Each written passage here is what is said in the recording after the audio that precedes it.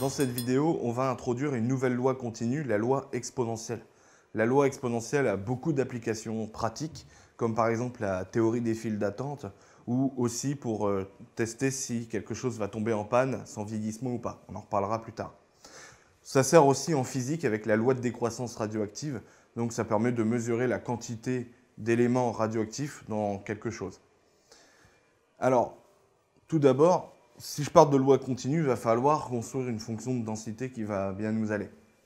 Je vais considérer un lambda strictement positif pendant tout le long, donc ça sera notre paramètre. On va appeler ça le paramètre. Et j'introduis la fonction f de x égale lambda exponentielle moins lambda x. Donc c'est une fonction comme une autre, etc. Maintenant, première remarque, notre fonction, elle est positive. Là-dessus, je pense que ça posera de problème à personne. Maintenant, on va calculer son intégrale de 0 à un certain y. Alors allons-y. L'intégrale de 0 à y de f de x dx, c'est égal à l'intégrale de 0 à y de lambda exponentielle moins lambda x dx. Donc le calcul que je suis en train d'effectuer, vous devez savoir le faire. Alors, j'ai exponentielle fois quelque chose, je vais essayer de voir si ce n'est pas de l'exponentielle u. Ici, si je dérive le moins lambda x, je trouve moins lambda. Ah, bah presque, il y a un moins, il manque juste un moins en fait. Moins intégrale de 0 à y de moins lambda exponentielle moins lambda x dx. Donc là, j'ai bien repéré du u' exponentielle u, il n'y a pas de souci. Donc je vais pouvoir primitiver, en inventant le verbe, l'expression et enfin obtenir le calcul de l'intégrale. Donc on va avoir, moi j'aime bien la notation avec les crochets, exponentielle moins lambda x entre 0 et y.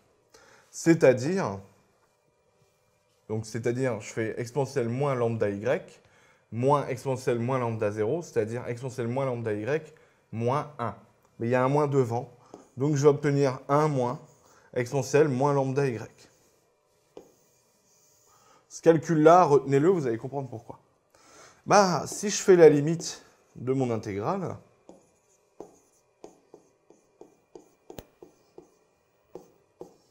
pour y allant plus l'infini, qu'est-ce que je trouve? Je trouve la limite lorsque y tend vers plus l'infini de 1 moins exponentielle moins lambda y. Le plus infini, je le mets là, donc ça fait lambda plus infini, ça fait du plus infini parce que lambda est positif. Moins plus l'infini, ça fait du moins l'infini. Exponentielle de moins l'infini, je me souviens de ma courbe, ça fait 0. Donc on trouve 1 moins 0. On trouve une limite égale à 1. Autrement dit, notre fonction qu'on a choisie ici, c'est une fonction de densité. Autrement dit, on peut construire une loi de probabilité qui va admettre f comme densité. Cette loi de probabilité, on va l'appeler loi exponentielle, parce qu'elle est l'exponentielle, on est original, de paramètres, alors je ne vais pas écrire paramètre en entier, lambda. Alors on a dû choisir quand même un lambda au début. Voici la loi exponentielle de paramètres lambda. Alors maintenant, on va voir comment on peut calculer les probabilités avec cette loi. Alors déjà, la probabilité entre 0 et plus l'infini, ça va nous donner 1. Maintenant, je vais regarder la probabilité pour x plus grand que a et la probabilité pour x plus petit que a. C'est les deux qui vont nous intéresser. La probabilité pour x plus grand que a. Souvenez-vous, ça correspond à quel intervalle? Ça correspond à l'intervalle a plus l'infini. Et j'ai dit, on n'aime pas les intervalles avec les infinis. Donc on prend le complémentaire. Ça va être 1 moins la probabilité pour x plus petit que a. Alors, petite remarque, qu'on ait des inférieurs ou égales ou des inférieurs stricts, ça ne change pas. En un point, ça ne va pas faire une différence dans l'intégrale. Donc on a ramené à calculer ça. Mais ça, on l'a fait tout à l'heure. C'est 1 moins exponentielle moins lambda a. Autrement dit, ici, je trouve exponentielle moins lambda a. Alors, soit vous les apprenez par cœur, ce qui est une bonne chose, ou ça, vous savez les retrouver. Mais il faut bien savoir calculer son intégrale et pas se tromper. Voici les deux calculs qu'on aura besoin. Maintenant, je vais faire une petite démonstration. Et pour ça, on va utiliser des probabilités conditionnelles. Je veux calculer la probabilité que x soit plus grand donc que x plus h, sachant que x est plus grand que x, petit x. On peut mettre des inférieurs ou égales si on le souhaite, ou on peut ne pas les mettre. Autrement dit, j'ai quelque chose qui va suivre une loi exponentielle. Une fois que ça a atteint x, je veux savoir si on va dépasser x plus h. Je sais que j'ai dépassé x, je veux savoir si je suis capable de dépasser x plus h. Bon, faisons le calcul.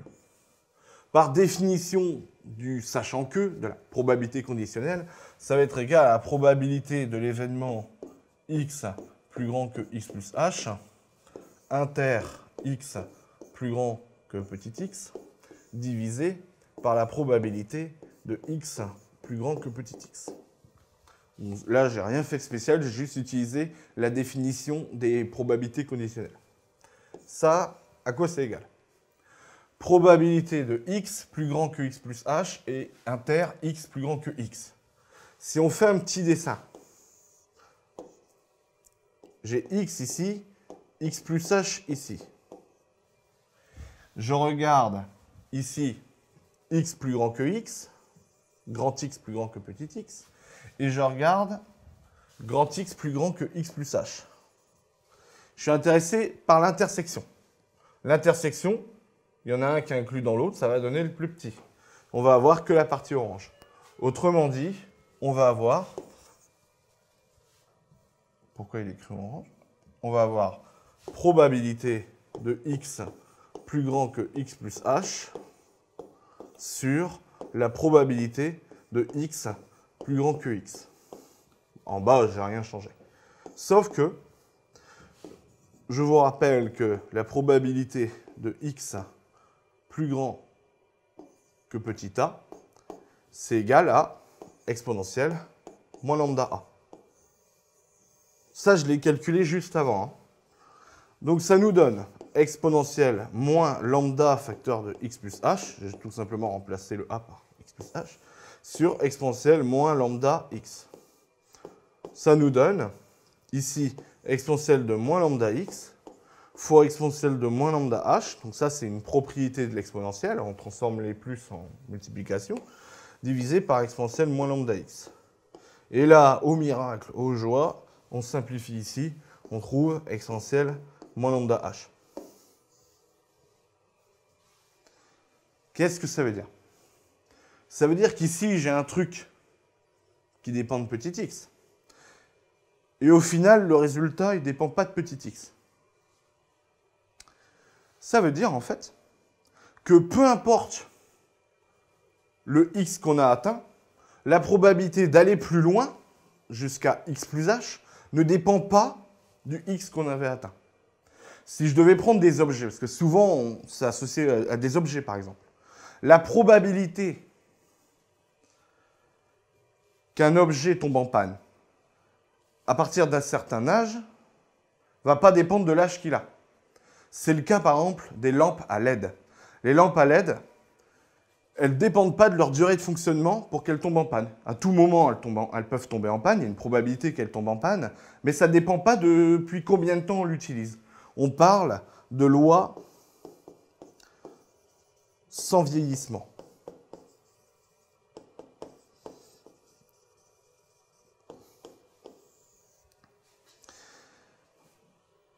Alors, c'est faux pour les ampoules à incandescence. Les ampoules à incandescence, elles ont un fil de tungstène, et ce fil de tungstène, plus on l'utilise, plus il va s'abîmer, il s'évapore légèrement, etc.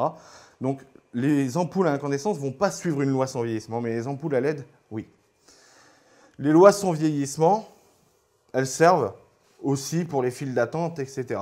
Évidemment, peu importe depuis combien de temps quelqu'un est là, la probabilité que quelqu'un arrive derrière, etc. Peu importe pour les files d'attente, bon, il y a plein de théories, je ne vais pas toutes les expliciter. Il se trouve que la seule loi sans vieillissement, ce sont justement les lois exponentielles. Donc la loi exponentielle de paramètres lambda, etc.